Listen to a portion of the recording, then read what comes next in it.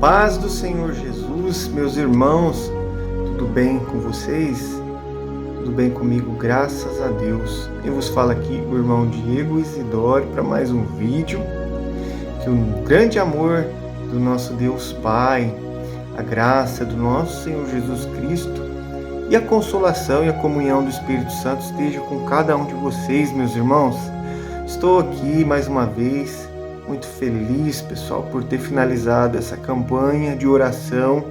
Cada um fez aí uma petição a Deus específica e eu estou orando ainda e pedi para que Deus entre com providência na vida do meu filho Gustavo, né?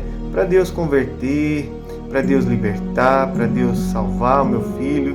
E também oramos em favor de alguns irmãos que pediram oração lá no grupo, em favor dos seus filhos que ainda não são cristãos, que ainda não entregaram suas vidas para Jesus, ou até uns que pediram oração para os filhos que se afastaram dos caminhos de Deus, estão aí no mundo, né? Dando aí uma voltinha no mundão, e a gente orando para que Deus resgate, né? Porque Jesus, Ele é aquele que resgata as suas ovelhas que estão perdidas. Ele é o bom pastor que deixa as 99 ovelhas no aprisco e vai em busca de uma ovelha.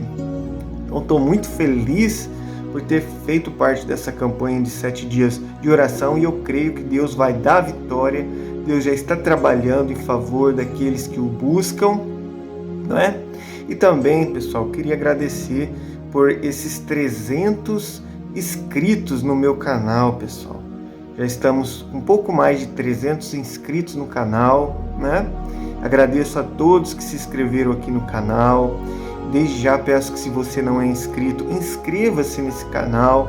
Eu fiz esse canal com o intuito de evangelizar, não é? De falar do amor de Deus, de falar do amor de Jesus Cristo, de falar que Jesus, ele liberta, que Jesus salva, que Jesus Cristo batiza com o Espírito Santo e ele leva para o céu. Esse canal é o intuito de falar de Jesus, de estar perto de Jesus, de Deus Pai, perto do Espírito Santo, para a gente ficar junto com o Pai aí, em comunhão, né? A gente vê hoje tantas coisas nesse YouTube, tantas coisas malignas, tantas mensagens, né? Anúncios, irmãos.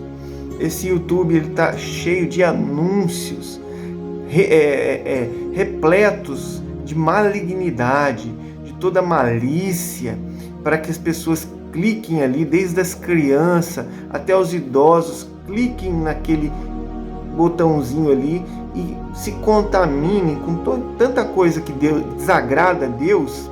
Com um clique, um dedinho, a pessoa se contamina, entra numa vida de pecado, entra numa prisão espiritual. Por isso que eu estou com esse canal, irmãos, para mim e para você ficarmos juntos com Deus firme, né? Eu estou muito feliz que eu tenho postado uns vídeos curtos, uns shortzinhos, mensagens, ensinamentos de Jesus. E através desses vídeos curtos de menos de 1 minuto, tem chegado bastante gente no canal. Se você não viu ainda os vídeos curtos, vai ali nos shorts e fica ali junto com Jesus, que Jesus tem muitos ensinamentos para nós. Então eu agradeço todos que se inscreveram aqui no canal, né? E hoje, pessoal, o vídeo é sobre a nossa querida Escola Bíblica Dominical, que já está findando, né? Está terminando o primeiro trimestre, os primeiros 3 meses de 2025, né? A gente vai hoje já para a lição número 12, né? É uma revista da CPAD, da Assembleia de Deus. Então, todo domingo, às 9 da manhã, nas Assembleias de Deus, eu faço parte do Ministério de Belém, de Santa Rosa de Viterbo, São Paulo. Então, você e sua família está convidado, né? Pai, mãe, jovem, o pai leva os seus filhos lá para aprender, né, a palavra de Deus junto com os irmãos. todo domingo, lembrando de novo, às 9 da manhã. Então a gente vai para a lição número 12, pessoal. Eu quero gravar um áudio da leitura dessa revistinha, né? Que vai ser a lição do dia 23 de março de 2025, o próximo domingo, que vai falar o tema: a igreja tem uma natureza organizacional, né? Então quem que fez a igreja? Jesus, né? Jesus falou que as portas do inferno não prevalecerão contra a minha igreja. Jesus falou que um dia, muito em breve, ele vai voltar para buscar a sua igreja que está se preparando como uma noiva ataviada para o seu esposo, né? Jesus é um noivo, a igreja é a noiva e nós precisamos nos preparar, estar preparado, nos afastando do pecado, nos afastando do caminho do mal e se aproximando de Jesus. Então que você possa ir ouvir esse áudio, compartilhar, né? Para que domingo você vá na igreja com os irmãos, aprender um pouco mais da palavra de Deus e juntos meditar nesse tema, né? A igreja tem uma natureza organizacional. Vamos orar e vamos entrar aí na revista e na lição 12. Amém? Senhor, meu Deus e meu Pai que estás no céu, Criador do céu e da terra, nós te louvamos, Senhor, te bendizemos e te agradecemos por mais um dia de vida, pela saúde, pelo pão de cada dia, pelo alimento. Meu Deus, obrigado pela saúde. Pai, obrigado pela salvação que o Senhor oferece em Cristo Jesus. Pai, perdoa nossas falhas, nossas fraquezas, os nossos pecados, em nome do Pai, do Filho e do Espírito Santo, Pai. Toda honra, glória, louvor seja dada a Ti, Pai. Venha o Teu reino, Pai. Que o Senhor volte para buscar a Tua igreja. Venha o Teu reino, Pai. Que o Senhor faça morada nos nossos corações e reine na nossa vida, Pai. Em nome de Jesus, Pai. Meu Deus, louvado, exaltado seja o santo nome do Senhor. Jesus, interceda por nós, Pai. Interceda por nós, Jesus, junto ao Pai. O Senhor que está à destra do Pai, à direita de Deus Pai. O Senhor é o nosso advogado. Precisamos de Ti, Jesus. Precisamos do Senhor, da Sua graça, do Seu amor, da Sua proteção. Em nome de Jesus, Pai. Entra na vida de cada pessoa que está agora ouvindo este áudio, Pai. Em nome de Jesus, abençoa ele em tudo, Pai. Liberta, Pai, os que estão presos no pecado. Ajuda, Pai, os que estão enfermos, cura, meu Pai, em nome de Jesus. Os que estão caídos, levanta, em nome de Jesus, Pai. Fortalece a nossa fé, aumenta a nossa fé, Jesus. O Senhor disse, porventura achará fé o Senhor quando voltar nessa terra. Aumenta a nossa fé, Pai, em nome de Jesus. Nos ajuda a dedicar tempo do nosso dia para o Senhor, para orar, para ler a Bíblia, para ir à igreja, para ir à casa de Deus ouvir a pregação. Meu Deus, fica conosco, Espírito Santo de Deus, convença nós a todos do nosso pecado, da justiça de Deus, do juízo de Deus que um dia há de vir sobre toda a humanidade. Meu Deus, Espírito Santo, ensina nós agora a Tua palavra. Transforma, Espírito Santo, nosso coração de pedra num coração novo, de carne. Dá-nos um novo coração, Senhor, em nome de Jesus, Pai, para que possamos, Senhor, melhorar, santificar, Senhor, sermos transformados numa nova criatura, a imagem e semelhança do Seu Filho. Fica conosco, Espírito Santo. É o que eu te peço agora, em nome de Jesus. Amém. E glórias a Deus. Vamos à leitura, meus irmãos. Lição número 12 do dia 23 de março de 2025. A igreja tem uma natureza organizacional. Texto áureo se encontra em Tito, capítulo 1, versículo 5. Por esta causa te deixei em Creta, para que pusesses em boa ordem as coisas que ainda restam, e de cidade em cidade estabelecesses presbítero, como já te mandei. E a verdade é que a igreja é um organismo vivo, de natureza espiritual e, ao mesmo tempo, uma organização. Leitura bíblica em classe, Tito, capítulo 1, versículos do 1 ao 9, diz assim, a palavra do Senhor. Paulo, servo de Deus e apóstolo de Jesus Cristo, segundo a fé dos eleitos de Deus e o conhecimento da verdade que é segundo a piedade, em esperança da vida eterna, a qual Deus, que não pode mentir, prometeu antes dos tempos dos séculos, mas a seu tempo manifestou a sua palavra pela pregação que me foi confiada segundo o mandamento de Deus, o nosso Salvador. A Tito, meu verdadeiro filho, segundo a fé comum, graça, misericórdia e paz da parte de Deus, Pai, e do Senhor Jesus Cristo, nosso Salvador. Por esta causa te deixei em Creta. Por essa causa te deixei em Creta, para que pusesse em boa ordem as coisas que ainda restam, e de cidade em cidade estabelecesses presbíteros, como já te mandei. Aquele que for irrepreensível, marido de uma mulher, que tenha filhos fiéis, que não possam ser acusados de dissolução, nem são desobedientes.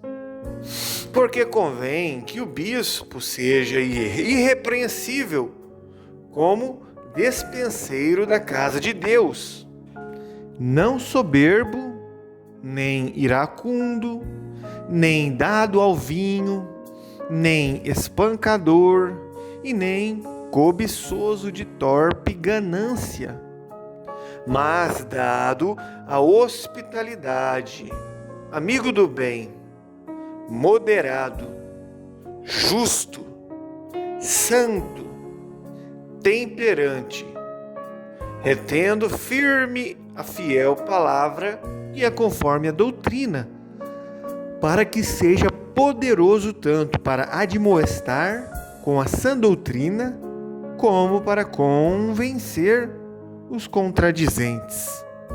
Amém. E glória a Deus. Vamos para a introdução da lição. A Bíblia apresenta a igreja como o corpo espiritual de Cristo, um organismo vivo com suas reuniões em torno do Senhor Jesus e suas ordenanças. Por outro lado, é também uma organização, uma congregação ou assembleia, com sua forma de governo. A presente lição pretende mostrar a natureza organizacional da igreja. Vamos para o primeiro grande ponto da lição: Tito e as igrejas na ilha de Creta. Ponto número 1. Tito. O apóstolo escreveu a Tito, estando ele em Nicópolis, na costa oeste da Grécia, ou mais provavelmente a caminho dessa região, pois ele afirma: deliberei invernar ali, e não aqui, como as epístolas a Timóteo. A epístola de Tito traz importantes diretrizes para os pastores em todos os lugares e épocas. Tito é chamado de verdadeiro filho do apóstolo Paulo, expressão que o apóstolo também usa para Timóteo, 1 Timóteo capítulo 1, versículo 2. Tito era grego, como diz Gálatas 2:3, convertido provavelmente em Antioquia. Seu nome não é mencionado em Atos dos Apóstolos, mas aparece 9 vezes em 2 Coríntios, 2 vezes em Gálatas, capítulo 2, versículo 1 ao 3, e uma vez em 2 Timóteo, capítulo 4, versículo 10, e na epístola que lhe fora destinada com seu próprio nome, que traz o seu nome. Foi companheiro do apóstolo Paulo em suas viagens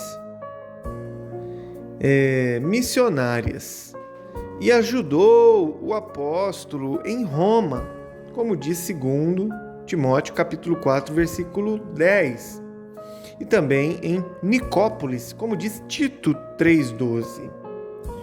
O segundo ponto aqui é o pastor de Creta. Foi constituído pastor da ilha de Creta pelo apóstolo Paulo, para colocar em boa ordem as coisas que restam e também para estabelecer presbíteros de cidade em cidade. Os relatos de Atos omitem esse trecho do itinerário de Paulo. Ele passou por Creta durante a sua 4ª viagem da condição de prisioneiro com destino a Roma, num local chamado Bons Portos, como diz Atos 27 e 8. Pelo que parece, não foi nessa ocasião que ele deixou Tito em Creta. Agora vamos ver o terceiro ponto aqui, que é Creta. No ano de 67 a.C., Roma anexou a ilha de Creta ao seu império, unindo a Cirene, no norte da África, nos termos da Líbia, como uma só província. A situação espiritual de Creta era desanimadora, porque a igreja estava desorganizada e o grande descuido no comportamento daqueles crentes é denunciado no capítulo 2. Parece que o relaxamento espiritual era consequência de um desleixo natural, que era característica dos cretenses, como diz Tito 1, do 12 e 13.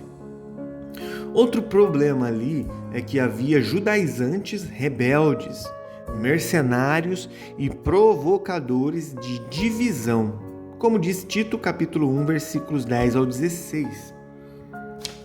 Vamos agora para um pequeno estudo aqui, ampliando o nosso conhecimento. Um contexto histórico. Em sua viagem a Roma, Paulo havia visitado originalmente a ilha de Creta, a sudoeste da Ásia Menor, no mar Mediterrâneo, como um prisioneiro, como diz Atos 27, 7 e 9. Posteriormente, depois de ser libertado de seu primeiro período de aprisionamento em Roma, Paulo voltou a Creta com Tito e trabalhou durante um breve período em seu ministério ali. A seguir, Paulo incumbiu Tito de continuar trabalhando com os cretenses para organizar igrejas, enquanto ele continuava a viagem à Macedônia. 1 Timóteo 1,3. Alguns tempos depois, Paulo escreveu esta carta a Tito, instruindo-o a concluir a tarefa que ambos haviam iniciado. Paulo provavelmente enviou a carta por meio de Zenas e Apolo, que estavam viajando por Creta, Vamos agora ao segundo ponto, grande ponto da lição de hoje, que é a institucionalidade. Olha que palavra difícil. Institucionalidade bíblica da igreja. Primeiro, a instrução paulina. A organização eclesiástica a que o apóstolo Paulo instrui Tito não se restringe a uma estruturação ministerial. Estabelecer presbíteros de cidade em cidade e instruir os líderes durante a sua carreira apostólica, como diz Atos capítulo 14, versículo 23 e Atos 20, 28. O apóstolo já vinha fazendo. O Novo Testamento revela a origem e o desenvolvimento desse governo. O apóstolo menciona os bispos e diáconos, Filipenses capítulo 1, versículo 1. O contexto da epístola dá a entender que o relaxo e o descuido em que estavam as comunidades cristãs da ilha de Creta eram reflexo da cultura da região, como diz Tito, capítulo 1, versículo 12. Isso está além de um problema meramente ministerial. Segundo ponto, a igreja como instituição. Podemos definir organismo como forma individual de vida, um ser ou algo vivente. Na eclesiologia, o ensino ou estudo sobre a igreja significa ser a igreja um organismo, porque é um corpo espiritual e vivo, cuja espiritualidade é gerada pelo Espírito Santo, como diz 1 Coríntios capítulo 3, versículo 16, 1 Coríntios 17, 6, 19 e Efésios 2, 21. Ela, a igreja, é uma instituição divina que veio à existência pelo poder de Deus. Mas o nosso enfoque é a igreja hoje como uma organização. Quando se fala em institucionalizar ou dar um caráter institucional ou de tornar institucional, significa estabelecer ali uma organização, ser tudo organizadinho, né? Não uma bagunça. Na igreja, isso foi acontecendo com o tempo, desde os dias apostólicos. O apóstolo tinha em mente uma organização da igreja. Terceiro ponto, organização. Temos no Novo Testamento alguns lampejos que nos mostram que aqueles irmãos se organizavam. Seguem agora alguns exemplos a favor da organização eclesiásticas. Vamos lá. Havia local e horário e ordem no culto, como diz 1 Coríntios capítulo 14, 26 e 40. Também tinha reunião de ministério para consagração de presbítero, segundo o contexto da época de uma igreja emergente, como diz Atos 14, 23. Também foi realizado um concílio, que nós diríamos uma convenção para tratar de assuntos doutrinários, como está escrito em Atos capítulo 15, versículo 6. As igrejas dispunham de serviços sociais para atender as famílias economicamente fragilizadas. Capítulo 8 e 9 de 2 Coríntios tratam desse assunto. Também Romanos 15, 25 ao 27. Bom, havia na igreja de Corinto o que chamaríamos de comissão de ética. 1 Coríntios 5, do 2 ao 5. E também havia tesouraria. 1 Coríntios 16, do 1 ao 3. A carta de recomendação era mais como um documento, um recurso para garantir a origem e a identidade das pessoas, como diz Romanos 16, 1 e 2. Vamos lá ao ponto número 3 da questão atual. Vamos lá. A questão atual quer dizer, né?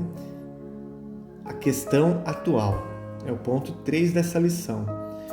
Aqui dentro desse ponto 3 vamos a alguns pontos. Primeiro, organismo e organização nos dias de hoje.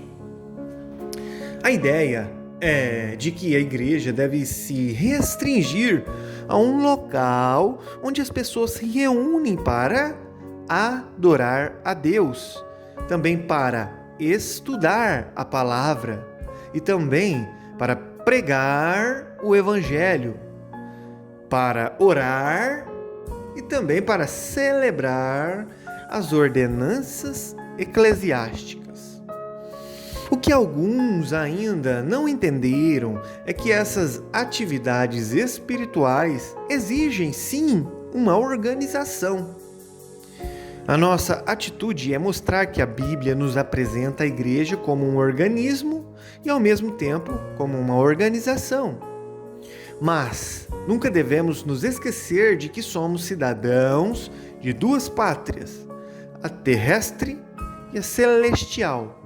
Isso significa responsabilidade com as autoridades civis constituídas, Romanos 13, 1-7, como também as autoridades eclesiásticas, Hebreus 13, 17. Hebreus 13, 17. O ensino de Jesus é: dai, pois, a César o que é de César e dai a Deus o que é de Deus. Mateus 22, 21. A organização da igreja, além de ser uma necessidade natural, é também uma exigência do Estado. Bom, vamos para o segundo ponto.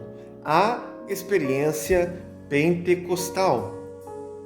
O movimento pentecostal moderno surgiu num contexto antidenominacionista. E ainda hoje há os que acreditam que tal organização representa um problema à vida espiritual. Os primeiros pentecostais modernos, desde os seus ancestrais, o movimento Holiness, conhecido também como movimento de santidade, eram contra a institucionalidade da igreja. Charles Fox Parham, aos 20 anos de idade, Charles Fox Parham, aos 20 anos de idade, assumiu o pastorado de uma igreja em Eudora, Kansas.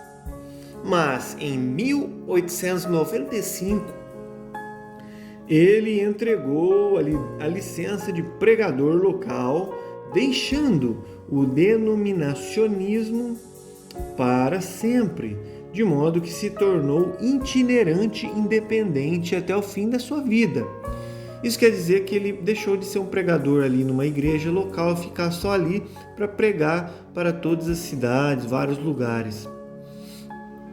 É um pregador itinerante, independente. Mas a igreja do período apostólico adotou um programa de funcionamento logo no limiar de sua história. E foi uma bênção, pois ajudou a cumprir sua tarefa de maneira eficaz. Atos 6, do 1-7. Vamos agora para o terceiro e último ponto da lição. É necessário organizar.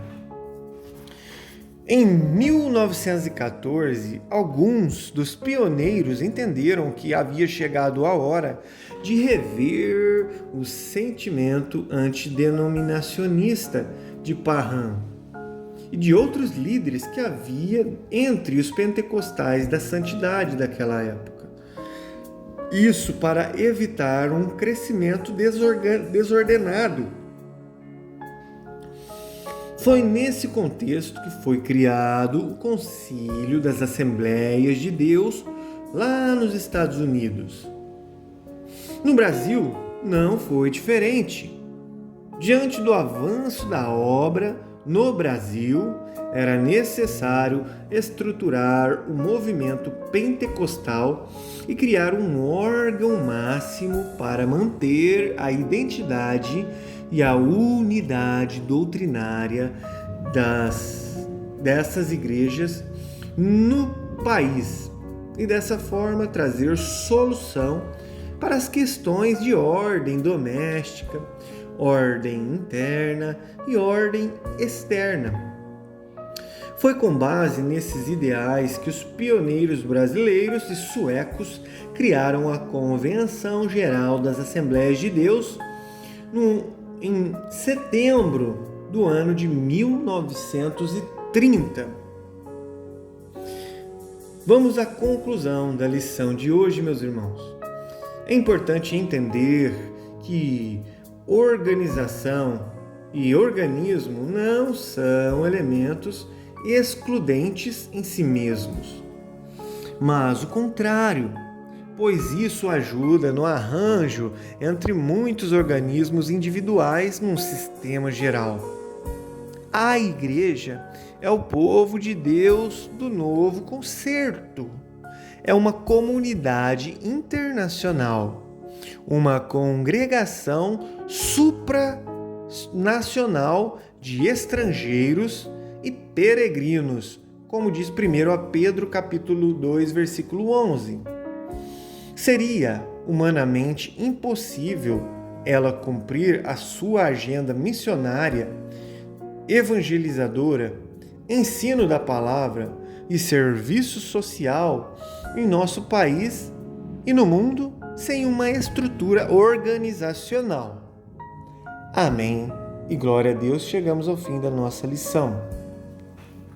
Muito bem, meus irmãos, finalizamos mais essa lição. Glória a Deus por isso. Que Deus abençoe a cada um de vocês. E Jesus, Espírito Santo de Deus, Deus Pai, Ele aguarda por você tomar uma atitude na sua vida. Se posicionar, levar sua família nos cultos, levar sua família nas escolas dominical, para que todos nós possamos se achegar mais a Deus, estar preparado para a volta de Jesus, né? Seja a volta que Ele vai arrebatar os fiéis, né, em vida, ou seja, a volta que chega o fim da nossa vida, Jesus voltou para nós e a gente estaremos diante de Deus para dar conta das nossas obras. Mas se estivermos com Jesus, firmes ali com Jesus, Jesus nos justificará e Jesus nos limpará de todo pecado, porque o sangue de Jesus, Ele nos cobre, né? Ele nos limpa, Ele é um alto preço que Jesus pagou por nós, pela nossa alma. Deus abençoe a todos e até a próxima. Fiquem com Deus.